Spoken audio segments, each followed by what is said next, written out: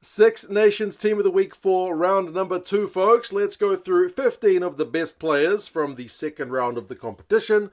We'll highlight some of their kind of key contributions to the game, some of the stats, and you guys can let us know your thoughts on some of the guys you would have in or out of your Team of the Week if you were picking them. I'm kind of going to do it similar to last week and kind of go from the easier picks through to some of the tougher picks. And as I said, you guys let me know what you reckon. I'm going to start with one of the Italian loose forwards, and if memory serves, he did get man of the match, and that was Lorenzo Cannone. In a piddling down Rome, I thought managed to stand out and kind of then some. I mean, Caelan Doris, I'll get to honourable mentions at the end, was phenomenal in the Irish game as well, but Lorenzo Cannone's numbers are nuts, and I look at players' stats all the bloody time. I mean, he finishes with 12 carries, which is fine, and he gets 87 metres, which is a bloody good return, especially when you consider it's wet and maybe you're not going to get as many metres as you normally might. But the Italians only had 200 on-run metres the entire game. So he had 39% of the Italian side's entire run metres. In a team which has 23 players, one guy gets nigh on 40%. That is just absolutely nuts. He also finishes with 7 defenders beaten, and Italy as a team had 15. So he's almost got half their defenders beaten, not quite almost half their run meters, and he's their top tackler with 17 from 18. So absolutely superhuman shift. I mean, you can make the argument that they're only playing Wales, so it doesn't count for as much, which sometimes you can make an argument for. But, I mean, even against his own teammates in a game which is a level playing field, he stood out amongst those guys. So, phenomenal shift. I mean, he wins a line-out as well. He's got a pass, a couple of dominant tackles, does concede a couple of penalties, also wins a couple of turnovers, but I think it was 3 in the end, which was first equal for the week. Lorenzo Cannone, heck of an effort from him. And I'm also going to show some prop love, because in the front row, I don't think these guys get the credit they deserve. Man of the match this week, I think 2 of the 3 went to number 10s, which tends to be the way. The guys doing the grunty stuff up the front don't necessarily get as much of the spotlight. That's probably how they prefer it. But Andrew Porter, bloody good. If Andy Farrell would have been there watching that one, he knows what he's about in terms of one eye on the Lions tour, but scrummaged the house down. The Scottish scrum was pretty continually under the pump from the Irish forward pack. Andrew Porter is a big part of that. And he's also one of their top tacklers with 16 from 17. Proper shift from Porter. And he's, in the past, had a little bit of a knack of conceding penalties. None conceded this week. He's got 4 metres from 4 carries, 3 passes as well. But Andrew Porter, I felt like put in an effort. Maybe it's not going to get man of the match, like I said, because no one cares about winning scrum penalties or just dominating the opposition scrum. They would much rather see a slick pass out to your winger to score a try. But hey, I liked what I saw from Andrew Porter. I also liked what I saw from their number 9 at Jamison Gibson Park, who was the man of the match for Ireland last week. And it can be hard in my Six Nations Team of the Weeks, which are, as I said, largely kind of based on stats, also a bit of gut feel. But often Antoine Dupont has insane stats, but I think you'd be hard-pressed to argue that that guy was the best 9 of the week. Whereas at Gibson Park, 2 weeks running, was also just in phenomenal form. He gets the 1 try assist this week, which is the quick ball to Doris for his try as he kind of goes charging over. And that's the key part of Gibson Park's game. He does keep that ball at kind of a high tempo. He's one of the best in the world at that. He only ran it a couple of times for 7 metres, but 52 passes and 6 kicks, often finding a bit of space behind that Scottish defensive line, which I thought caused a little bit of havoc. He's got 6 from 7 tackles, including a pretty phenomenal, potentially try-saving one on Blair Kinghorn as he had a big old line break, and Gibson Park tends to be good with that kind of thing, doesn't he? At least once a game. He's got 1 bloody key tackle, at least, in the bag. He wins a turnover. He's only got 1 turnover conceded the entire game, so Gibson Park, still a key man in that Irish setup. And then one of the English players who I had in my team of the week last week, 2 weeks running, for Tom Curry. Still looks bloody good. It was only the single Curry starting this week. Last week was double Curry. he still looks like a pretty bloody good Curry, doesn't he? 8 runs, 21 metres. It's like not quite Lorenzo Canone numbers this week, but it's still good getting over the advantage line stuff from Tom Curry. Beats 3 defenders. He also likes getting his hand on the ball, 4 passes, including an offload. He also wins a line-out, so he's proved himself to be that kind of second or third line-out option for England, especially when they aren't playing like the biggest back row players. He's certainly got that ability. He's one of their top tacklers, gets into double figures with 11 from 14. And again, a proper threat by winning turnovers. He wins 2 this week. A dominant tackle, doesn't concede any penalties. I don't think he conceded any last week. Yeah, he's got the discipline right. For a guy who's often trying to pinch the ball, very, very good skill set. So another kind of key man in England's win. So how good to see him back fit and just playing week in, week out, or at least for 2 weeks at the start of the Six Nations. Another Englishman who I thought played pretty well. I'm going to go with one of the outside backs, Tommy Freeman. How good was that guy in England's win? Certainly one of their kind of key guys. Very good at contesting in the air. Won at least that one restart, which I think set up the field position for them to get him a try later, which was also a contest in the air. He beat BLBRA to an aerial ball. Managed to secure that for a try. So try time for him. He also gets a try assist. 8 runs for 47 metres. Beats 4 defenders. A couple of clean breaks. Makes 4 from 5 tackles. Wins a turnover. Bloody Tommy Freeman. Yeah, proper effort from him, which was likewise very pleasing. Another Italian guy in the front row, I'm going to go with Giacomo Nicotera, the hooker, who managed to have his team's line-out percentage, I think combined him and Lucchese, finished at 91%. Now, given the conditions they had down there in Rome, pretty horrendous. It was awfully wet, but their line-out was going fine, so that's a pleasing one for him. He's one of their top tacklers with 11 from 15. He missed a few, but gets into double figures, which is a good one. And then also joint equal turnover merchant this week with 3. It's the same number that Tom Curry had back in week 1. Round 2, it is Nicotera and Canone, the kind of key turnover merchants this week. So big from him. His ball in hand stuff was like a run for no meters, so not really troubling the scorers too much there. But yeah, Nicotera, big defensive shift and key set piece with the line out. Another kind of easy one I thought was Robbie Henshaw in the midfield. Was a little bit of a controversial selection. Some people would have preferred Ringrose to be starting in the 13 jersey, but I thought Henshaw certainly justified his selection there. He finishes with a try assist where he pops the ball to Conan for Conan's try. He gets 8 runs for 38 metres, which is also a pretty good return for a guy in the midfield. You don't get that many free metres in the number 13 jersey. He's got a clean break. He beats a couple of defenders. And then he also puts in a couple of kicks, including the one hack through, which Nash chases, which Duhan pushes Nash and then gets himself yellow carded. So, yeah, quick thinking for a bobbling ball, just to stick a boot out to it, hack it through, get your teammate to chase it. So contributions there. 13 from 15 tackles is also defensively a very solid shift. Robbie Henshaw, pretty good player. Between Aki, Ringrose, and Henshaw, you guys have got some good players there.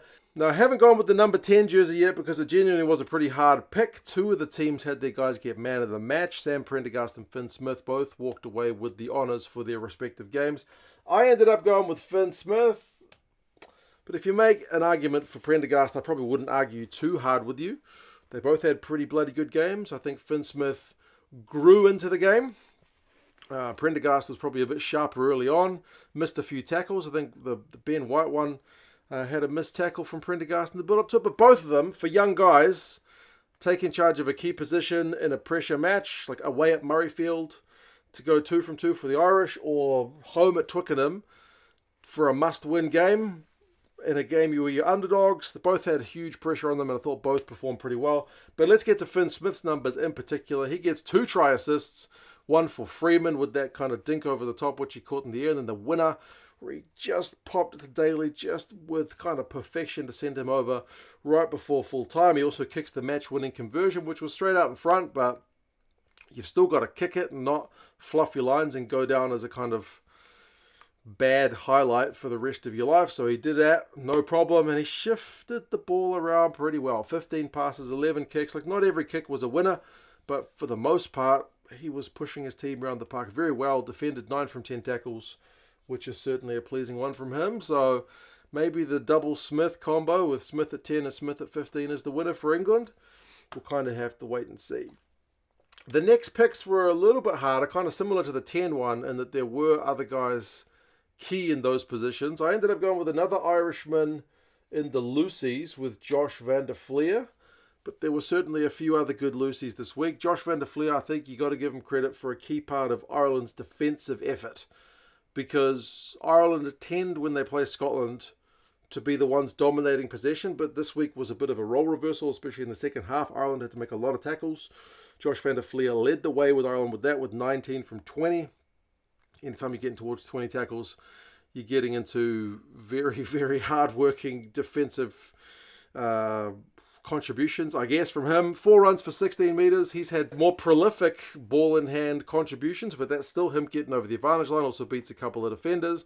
5 passes, wins a couple of line-outs. So other contributions around the paddock as well. Only concedes the 1 penalty, but yes, defensively very strong for him. I managed to put Tommy Allen here at fullback as well. A wet weather game, so he doesn't really have the numbers that, like if you just looked at the pure numbers, you'd probably pick like Kinghorn or Ramos, because they ran a heap of ball in their games, respectively. But Tommy Allen, who didn't have anywhere near the run meters, was just quietly pulling the strings at the back. Very safe pair of hands. And for the most part, a pretty safe kicking boot. As I said, a wet weather game where they played the same style last week in terms of not opting for 5s or 7s. They were opting for 3s. Keep that scoreboard ticking over. Put the pressure on the opposition. He kicked his first few. He did fluff his lines with a couple of his kicks when they were 16-3 up. So not crucial misses in terms of like, you know, you're 6-3 down or something. You need to get a penalty to even things up. Not crucial in that regard. They still had more than a score lead. You would have obviously liked to get him, but he kicked the majority of them, which was pleasing. And, controlled the thing at the back. As I said, 10 kicks from hand. Him and Pedrello plus Garbisi able to keep Wales at times pinned back territorially. He makes both of his tackles 2 from 2. Finishes the game with 17 points. So a crucial contribution to Italy's win. And it's like his first time to win in the Six Nations in Rome. I forget how long they said, but it was a bloody long time from him. I also put Finlay Bealham in the front row. Don't know that he touched the ball, but had a very good defensive outing, very similar to kind of Josh van der Fleer in that regard. He made 14 from 14 tackles, which is also a pretty bloody good effort. I didn't see him credited with any passes, runs, nothing, so I don't think he touched the ball, but he certainly put in some big hits, and also won himself a turnover. Also doesn't concede any penalties, so also a key part in that kind of keeping the Scottish scrum on the back foot. And I also chucked in one of the locks, which was Maro Itoje. The locks, I don't know that there was any really kind of high standout guys, but Itoje I thought was pretty solid. He didn't give away any penalties this week. He and Porter, no, Porter's a prop, but you know, both those guys have got slight reputations for giving away a few too many, but Maro was clean in that regard this week. He didn't concede any turnovers. He got into double-digit tackles with 10 from 13. He won a turnover. One of his tackles is dominant. A couple of carries, including one a few phases before they scored a try. A couple of line-out wins. So, yeah, just doing kind of solid. And he's bloody at every ruck. So he's maybe not getting the stats for that, but cleaning out, all first guy arriving at a ruck tended to pretty much be there a heck of a lot of the time, Maro Itoje. I did manage to get a few of the losing players on the board as well. I managed to chuck in from France, Louis Bielbiere. As I said, he did get beaten by Freeman for that try. But he also scored 2 tries. One of them chasing a bloody kick. He's so good at chasing kicks. And then the other one kind of wide ball as France just kind of went through the hands left. And he also sets up a try for Penno because he came off his wing a few times to link up. So those guys have got a little bit of a telepathic connection between them. He finishes the game with 9 from 9 tackles, which for a winger is a bloody good effort, including a dominant tackle, including a couple of turnovers, 8 passes, then an offload. So a heap of involvements from Bielbiere. But he's probably going to get remembered either for the tries or for the Freeman try. But it was more than just that. I managed to get one of the Scots on the board in what was a pretty terrible start to the game from them. But Stafford McDowell, in which was maybe not the busiest weekend for 12s, There were a few solid performers at 12, but I don't know that there was anyone truly outstanding. But Stafford McDowell came off the bench, set up the Van der Merwe try bloody well, not only with the offload, but he's one of the guys putting in a big hit on Doris, which wins that penalty, which allows Scotland to shift the ball wide. So big defence and then big attack. He finishes with 8 from 8 tackles, including a dominant one. He's got 11 passes, so huge involvements. And, 8 runs, 5 metres is not huge, but he's shoveling the ball wide more than taking it up the guts himself. Beats a defender. Yeah, Stafford McDowell. Good contribution from him. And then last, I went with Emmanuel Meafu. Again, it was a bit hard with the locks. His is kind of a workman-like performance. I don't know that there was... I mean, Tyke Byrne was pretty good as well. I'll get to honourable mentions in a sec. Meafu, 4 passes, 8 carries, including one that sucks in a couple of... I think it takes 2 guys to bring him down before they can shift the ball out wide to Peno's try. He's not going to get much sexy kind of highlight reel stuff for that big carry, but it was there. So 8 carries, 14 metres is not bad for a guy his size. 8 from 9 tackles, so he's not quite double figures, but he makes them. Doesn't concede any penalties. Doesn't concede any turnovers in a French side which was dropping the ball like mad. Is a pretty good contribution from him. So, yeah, in a losing shift, thought he did pretty well. Other honourable mentions. Fischetti was bloody good at scrum time for the Italians. Really pleasing to see him put another good effort. Jean-Baptiste Gros for France had a sweeping back move where he was able to force the ball back over his own line, which is not something you see a prop do every day. Tyke Byrne, like I mentioned in the second row, you could easily swap him out for one of those guys and you'd probably be pretty similar in terms of the numbers. Conceded a couple of penalties. I think one at least a turnover, so... take your pick. Caelan Doris, like I mentioned, is maybe the most hard done by. Him and probably Sam Prendergast, because they both played really well. Rory Darge also thought played really well for Scotland. Maybe not so much ball in hand, but a big defensive effort from him. Ollie Lawrence in the midfield for England was again 2 weeks in a row. He's really good.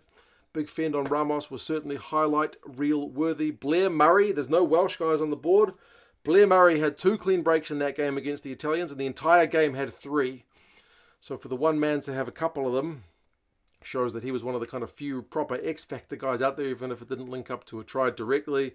Peno, maybe decision-making wasn't always perfect, but was certainly dangerous. James Lowe, very dangerous for Ireland once again. Marcus Smith, barring his kicking from the tee, was often looking pretty sharp at fullback for England. I've seen some people laying the boot into him, but I thought he was all right. So, yeah, there you go. Team of the week for round number 2. We go to a fallow week now. So you guys can get back into your URC, your Premiership, your Top 14, or watch some Super Rugby, which starts this coming weekend as well. Hooray, go my Blues. But yeah, Six Nations gets underway again in a fortnight's time. Subscribe to the channel if you enjoyed the video, or if you made it all the way to the end. I would appreciate it. You guys take care, and I'll talk to you guys again soon. See you later.